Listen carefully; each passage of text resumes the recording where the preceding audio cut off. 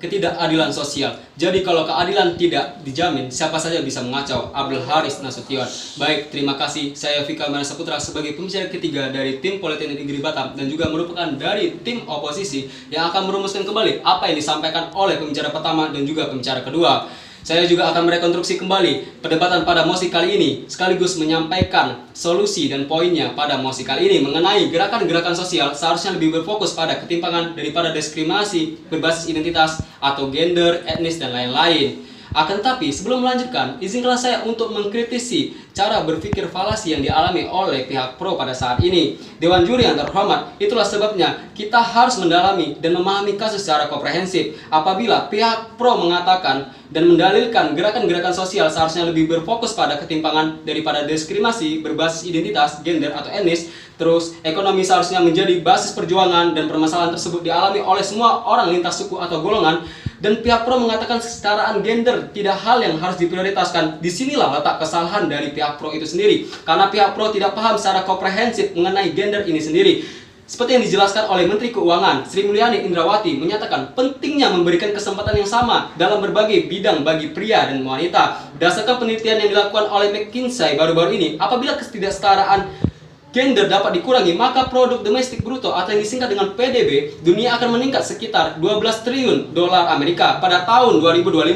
Hal ini menunjukkan bahwa mengurangi ketidaksetaraan gender tidak hanya penting dari sisi keadilan moral, tetapi juga dari sisi peningkatan kesejahteraan ekonomi. Dewan juri yang terhormat, dan justru negara asing mencapai hal sempurna dalam sisi ekonomi ketika melakukan kesetaraan gender. Mereka adalah negara Swedia, Luxembourg, Latvia, Denmark, Belgia, dan Prancis. Dalam konteks Indonesia, partisipasi wanita di Indonesia di dunia kerja hanya 55%. Hal ini jauh lebih rendah dibandingkan pekerja pria sebesar 83%. Bahkan wanita yang bekerja tersebut di sektor informal dan usaha kecil dan menengah. Bentuk diskriminasi lainnya adalah dari sisi gaji antara wanita dan pria sebesar 23%. Artinya, wanita mendapat gaji 23% lebih rendah dibandingkan pria untuk pekerjaan yang sama. Persepsi masyarakat masih menunjukkan mayoritas pekerjaan hanya cocok dikerjakan oleh pria. Dalam hal ini disebutkan dalam Undang-Undang Republik Indonesia Nomor 7 Tahun 1994 tentang pengesahan konvensi mengenai penghapusan segala bentuk diskriminasi terhadap perempuan. Dewan juri yang terhormat, sehingga kami tim oposisi perlu menekankan bahwasannya gerakan-gerakan sosial seharusnya lebih berfokus pada ketimpangan daripada diskriminasi berbasis identitas tidaklah tepat.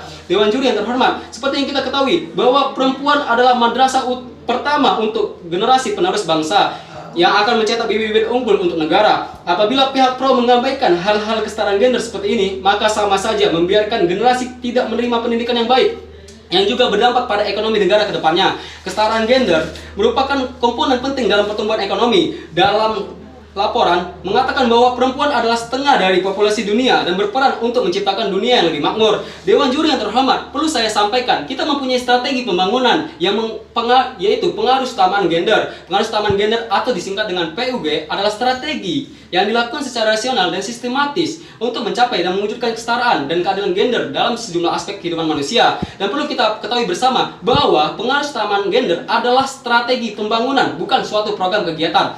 Dewan juri yang terhormat, pihak pro juga mengatakan semua permasalahan terkait identitas, yaitu mengenai rasisme etnis, sepertinya pihak pro tidak melihat masalah etnis secara komprehensif. Karena masalah rasisme, pihak pro harus mengetahui bahwasannya ketentuan-ketentuan tentang hak kesetaraan antar etnis juga dilembagakan dengan institusi tentang Dewan Urusan Etnis dengan tugas melakukan penelitian dan mengeluarkan rekomendasi kepada Majelis Nasional tentang Pekerjaan Etnis, melaksanakan hak pengawasan terhadap pelaksanaan politik etnis itu sendiri. Semua program dan rencana perkembangan sosial ekonomi di daerah penggunaan dan daerah pemukiman warga etnis minoritas. Dewan juri yang terhormat, jika kesetaraan etnis diprioritaskan, maka kesetaraan etnis jadi pendukung pembangunan sebuah negara, baik dari segi ekonomi ataupun segi lainnya. Karena banyak negara yang memiliki etnis berbeda, maka menjadikan sebuah persatuan dan kesetaraan etnis menjadi sebuah titik kemajuan ekonomi pada suatu negara. Sehingga kami, tim oposisi, perlu menekankan bahwasannya gerakan-gerakan sosial seharusnya lebih berfokus pada ketimpangan daripada diskriminasi berbasis identitas tidaklah tepat.